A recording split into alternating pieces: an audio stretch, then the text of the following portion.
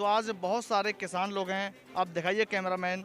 तो यहाँ पे बहुत सारे जो हमारे किसान भाई हैं यहाँ पर आए हुए हैं, धरना प्रदर्शन कर रहे हैं। लगभग 17वां दिन है मेरे ख्याल से, अगर मैं गलत नहीं हूँ तो सही हूँ तो ये बहुत दिन से धरना प्रदर्शन कर रहे हैं। आखिर सरकार का ये कहना है कि ये बेकार में यहाँ पे बैठे हुए हैं, जो हमने किया बिल्कुल सही किया है। तो इनकी क्या अकल मारी थोड़ी गई है भाई कि यहाँ पे बैठेंगे? ये जो कर रहे हैं इनसे ही जान लेते हैं सभी किसान भाइयों से कि ये क्या हो रहा है यहाँ पे।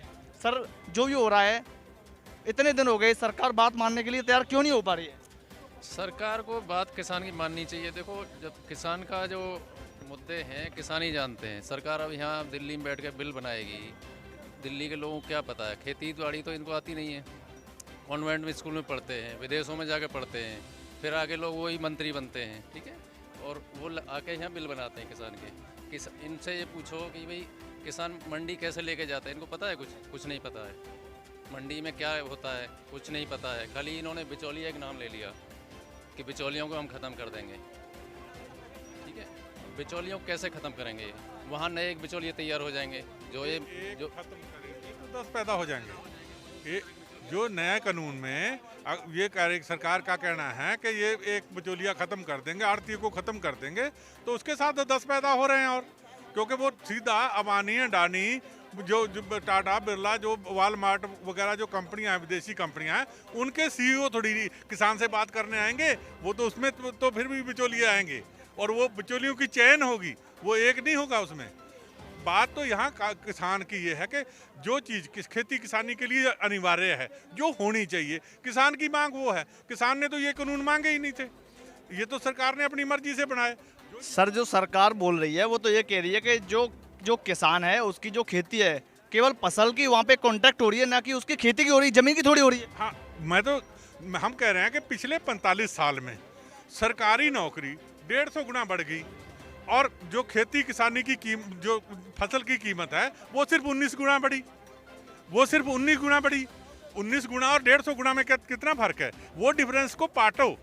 मतलब हम किसान का मानना है कि वो जो डिफरेंस है, जो बड़ी खाई हो गई है, तो उसको पाटने का काम करो, ना कि मतलब किसान को भड़काने का। अच्छा बाबा, एक चीज़ बताइए, जैसे कि हमारे जो भी सरकारी जो नौकरी वगैरह करते हैं, जो गवर्नमेंट जॉब करते हैं, उन सभी का वेतन समय के हिसाब से बढ़ता जाता है। 7वां वेतन भी लागू हो गया। किसान का 7वां वेतन 6वां वेतन कोई लागू नहीं होता है, आय नहीं बढ़ती है, मगर मोदी जी कहते हैं कि डबल आय हो गई।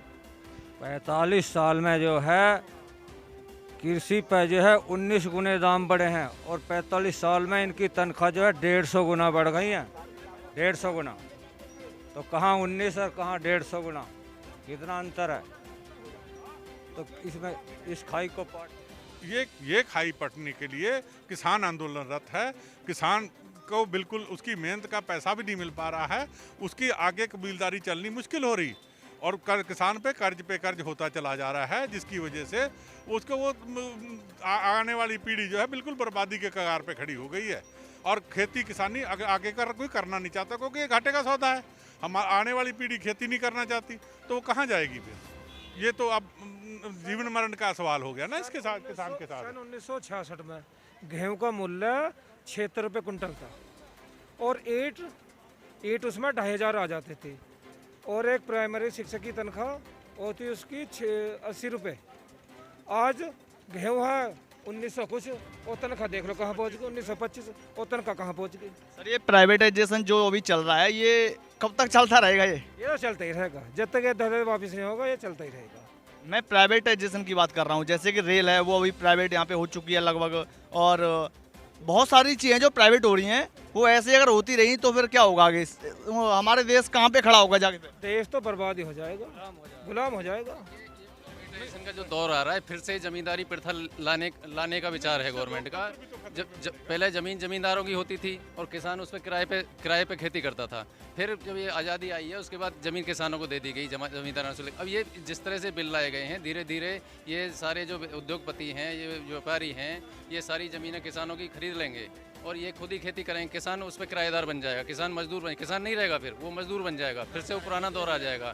फिर एक तरफ है गवर्नमेंट जो पीडीएस है, जो राशन मिलता है गरीबों को या किसी को गांव में या शहर में जो गरीब है उनको राशन मिलता है, उसको ख़त्म करना चाहती है पीडीएस सिस्टम को पूरे को। तो पीडीएस के लिए ही तो जो सरकारी एजेंसियां एफसीआई वगैरह है किसानों से गेहूं और चावल खरीदती है, और जब वो उसको पीडीएस की ज़रूरत नहीं पड़ेगी तो एफसीआई क्यों खरीदेगा, और एफसीआई खरीदेगा नहीं तो फिर एमएसपी का क्या मतलब रह जाएगा इनका। ठीक है, एमएसपी का कोई मतलब नहीं रह जाता। फिर जो व्यापारी है तो जो गवर्नमेंट की जो खरीद फरोख्त है वो बिल्कुल बंद हो जाएगी, एमएसपी कोई मतलब नहीं। फिर व्यापारी अपने मनमाने दामों पर खरीदेंगे, अपने गोदाम में भरोगे, होर्डिंग करेंगे, फिर उससे महंगाई बढ़ेगी। और ये खाली किसान के लिए समस्या नहीं बनेगी, ये हर गरीब के लिए समस्या बनेगी। वो महंगे दामों पर खरीदेगा और उसको जो महंगाई मारेगी बुरी तरह से। ठीक है, ये छोटी समस्या नहीं है, ये हर आदमी के लिए समस्या बनती जा रही, खाली किसान की नहीं है। ये पूरे हिंदुस्तान, हर हिंदुस्तानी की समस्या बन रही है, अमीरों को छोड़कर। हर गरीब इसमें मारा जाएगा।